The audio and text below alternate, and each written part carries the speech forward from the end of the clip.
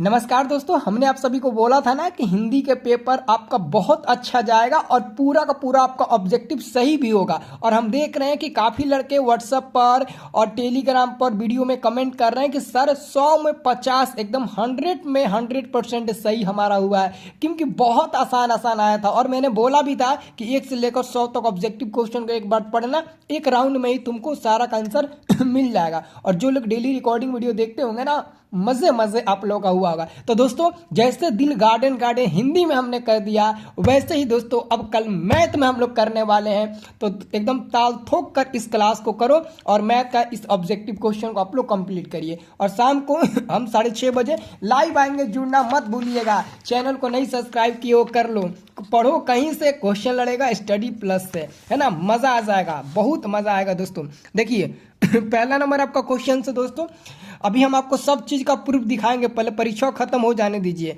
समीकरण 2x + 3y = 5 में x = 1 हो तो x का मान क्या होगा। तो दोस्तों 2 गुणे x का जगह 1 रख देंगे, प्लस में 3y बराबर में 5 3y बाहर निकालेंगे, बराबर में 5 में से ये 2 एकम 2 आकर इधर घट जाएगा। तो 3y बराबर में मिल जाएगा 3, 3 से 3 कट जाएगा एक बार में, तो y का मान मिल जाएगा एक, ऑप्शन नंबर डी सही जवाब मिल जाएगा।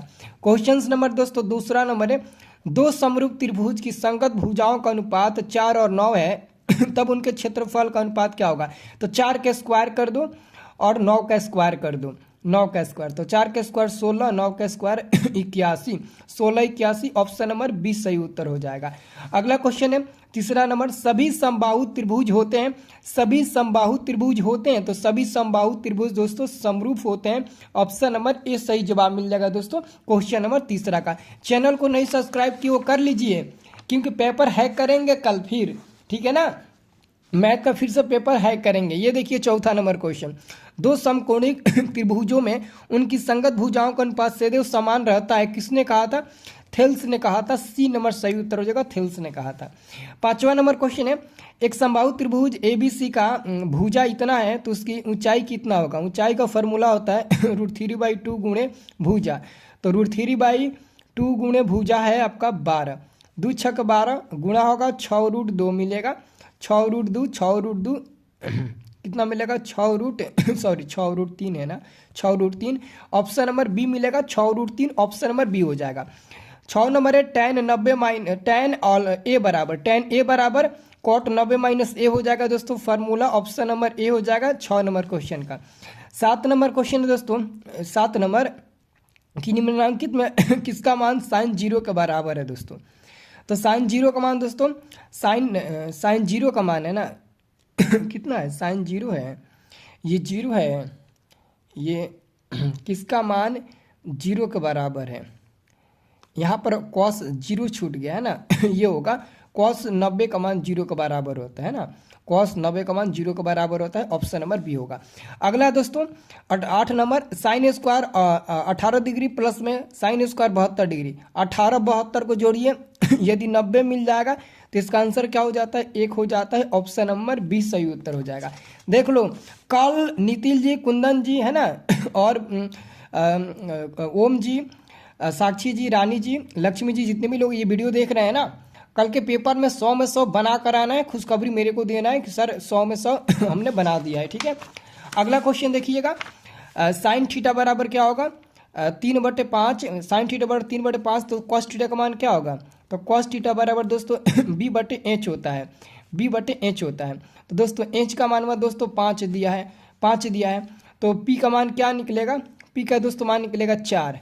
जब दोस्तों p का मान में कितना है, p का मान है दोस्तों 3 और h का मान है 5, तो b का मान निकालिएगा तो 4 नहीं निकलेगा, तो 4/5 हो जाएगा, ऑप्शन नंबर ए होगा। अगला है, दो परिमेय संख्याओं के बीच कितनी परिमेय संख्या हो सकती है दोस्तों, अनंत, ऑप्शन नंबर डी सही उत्तर होगा। अगला है √3 + 3 + √3 इंटू 3 - √3, तो 3 में 3 में गुणा करेंगे 9 माइनस √3 में गुणा करेंगे तो 3 मिल जाएगा, 3 में से 9 में से 3 गया 6, और 6 दोस्तों एक परिमेय संख्या है, ऑप्शन नंबर ए सही उत्तर होगा। 12 नंबर क्वेश्चन है, 3 + 2√5 एक संख्या है ये भी दोस्तों एक अपरिमेय संख्या हो जाएगा, option number A. 13 number question है, 4x² + 1/7 किस प्रकार का बहुपद है? तो यहाँ पर x का पावर 2 है, तो द्विघात बहुपद हो जाएगा। ऑप्शन नंबर बी सही उत्तर हो जाएगा। अगला क्वेश्चन है दोस्तों, यदि बहुपद पी एक्स बराबर एक्स स्क्वायर प्लस में 7x प्लस में 10 के शून्य अल्फा कमा बीटा हो तो अल्फा इंटू बीटा बराबर दोस्तों होता है अल्फा इंटू बीटा बराबर सी बटे ए होता है।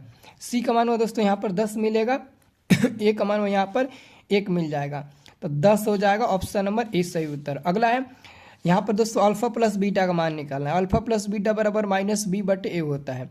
माइनस बी का मान हुआ दोस्तों यहाँ पर -2 दिया है, तो ब्रैकेट में -2 और बाटा में ए का मान 1 हो जाएगा यहाँ पर, तो माइनस माइनस प्लस 2 बटे 1 यानी कि 2 हो जाएगा। ऑप्शन नंबर 20 सही उत्तर हो जाएगा, 2 हो जाएगा। क्वेश्चन नंबर 16 है, बहुपद 2x प्लस 3 का शून्यक निम्नांकित में कौन सा होगा? तो हम क्या करेंगे दोस्तों, 2x प्लस 3 बराबर 0 कर लेंगे ठीक है, और 2x बराबर इसको उधर ले जाएंगे तो माइनस में 3 हो जाएगा, तो x बराबर माइनस में 3/2 मिलेगा माइनस में 3/2। ऑप्शन नंबर सी सही जवाब मिल जाएगा।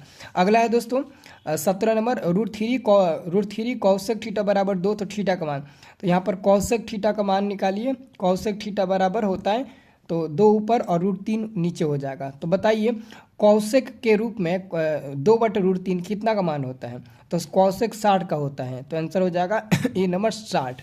अगला दोस्तों देखिए, sine square 22 plus cos square 22, ये फार्मूला दोस्तों इस पर बैठ रहा है sine square theta plus cos square theta पर, क्योंकि दोनों थीटा सेम है, साइन कॉस के रूप में है, तो आंसर मिल जाएगा 1 नंबर सही उत्तर हो जाएगा।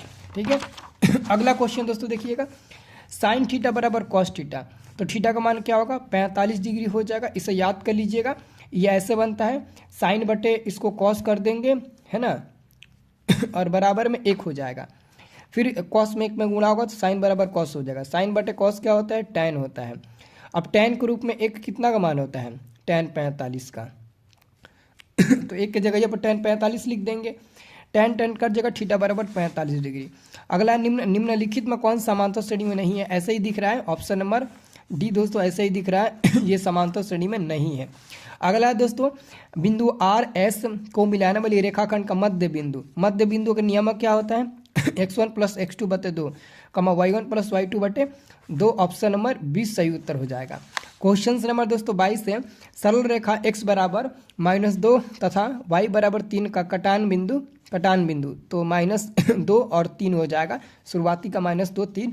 ऑप्शन नंबर ए हो जाएगा, क्योंकि पहले x होता है फिर y होता है, तो -2 x का मान है, 3 y का मान है। अगला दोस्तों सूत्र m1x2 प्लस m2x1 बटे m1 प्लस m2 कमा m1y2 प्लस y2 m2y1 बटे m1 प्लस m2 को कहा जाता है? तो यह अंतः विभाजन सूत्र होता है, अंतः विभाजन ए होगा। अगर यहाँ पर प्लस की जगह माइनस रहता है तो बाह्य विभाजन हो जाता। ठीक है अगला क्वेश्चन दोस्तों देखिएगा क्वेश्चन नंबर आपका है 24 नंबर, पी बिंदु x कमा y की मूल बिंदु से दूरी अंडर रूट में x square plus y square. Option number 20 सही उत्तर होगा। मैथ के दिन गलती मत करना, 1% भी गलती नहीं करना है, तुम लोग को बहुत पढ़ाए हैं, बहुत रिवीजन कराए हैं। ठीक है 25 नंबर है, बिंदु 5 कमा -12 और 9 कमा -9 के बीच की दूरी क्या होगा? इनके बीच की आपको दूरी निकालना है।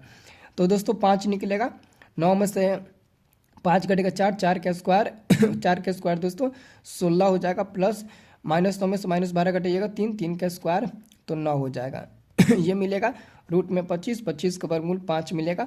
ऑप्शन नंबर 20 सही उत्तर होगा। अगला है, उन्नयन कोण एवं अवनमन कोण में क्या संबंध होता है? दोनों समान होता है, दोनों बराबर होता है। अगला है 227 नंबर, 1 2 2 3 5 3 3 5 3 2 3 का बहुलक होगा तो इसमें सबसे ज़्यादा बार मान कौन है? 3 3 3 3 3 3 सबसे ज़्यादा बार दिख रहा है, यही बहुलक होगा। जो सबसे ज़्यादा बार दिखेगा वही बहुलक हो जाएगा। अगला 28 नंबर, प्रथम 6 अभाज्य संख्याओं का माध्य प्रथम 6 अभाज्य संख्याओं का माध्य कितना होता है? दोस्तों देखिएगा अभाज्य संख्याओं का माध्य, तो 6 का अभाज्य संख्या कौन कौन होता है? एक हो जाता है 2, एक 3, एक 5, एक 7 हो जाएगा, एक 11 हो जाएगा, एक 13 हो जाएगा दोस्तों। और अभाज्य संख्या का ये क्या पूछा? माध्यक पूछा है, तो 2 3 5 7, 11, 13, 6 गो हो गया। अब इसके बीच में देखिए कौन है, इधर से 2 काट लीजिए, इधर से 2, बीच में दोस्तों मिला 5 और 7, तो 5, 7 दोनों आंसर होगा नहीं, इसलिए 5 और 7 जोड़कर 2 से भाग दे दीजिए, 12/2 मिल जाएगा 6। ऑप्शन नंबर हो जाएगा सी नंबर। देखिए जो बीच में मान रहता है ना वही होता है, लेकिन बीच में 2 को मान मिल गया 5 और 7, तो 5 और 7 दोनों एक साथ तो आंसर हो नहीं सकता, इसलिए दोनों को जोड़कर 2 से भाग देंगे, जो मिलेगा वही उत्तर होगा। अगला है दोस्तों 29 नंबर, आप सभी का क्वेश्चन ध्यान से देखिएगा।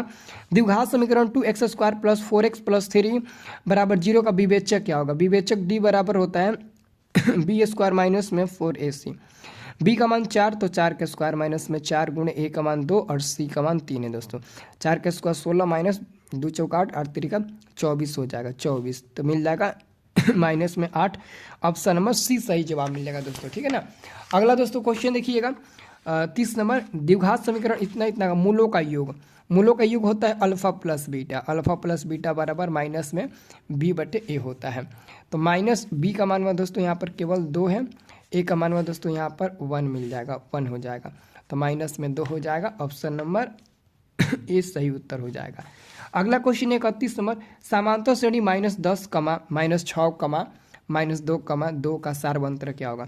सारवंत्र दोस्तों डी निकालने के लिए a2 में से a1 घटाते हैं, तो a2 दोस्तों -6 है, फिर माइनस चिन्ह है यहाँ पर, फिर a2 का मान a2 में से a1 घटाते हैं, a1 का मान कितना है -10, ये हो जाएगा -6, माइनस माइनस प्लस 10 हो जाएगा, 10 में से 6 हो गया 4। ऑप्शन नंबर 20 सही जवाब मिल जाएगा दोस्तों, ऑप्शन नंबर 20 सही जवाब मिल जाएगा, ठीक है। ये इंपॉर्टेंट क्वेश्चन है, ऐसा ही क्वेश्चन आएगा आपके पेपर में हूबहू। मैंने बोला था ना रिकॉर्डिंग वीडियो हमारा रामबाण मतलब सिद्ध होता है, पूरा रिकॉर्डिंग वीडियो से ही क्वेश्चन पूछा है। तो कमेंट करके ज़रूर बताना कितना आपका ऑब्जेक्टिव सही हुआ है। बाकी शाम को हम मैथ का सब्जेक्टिव का भी क्लास देंगे, ऑब्जेक्टिव का भी क्लास देंगे, तो आप लोग तैयार रहिएगा, ठीक है।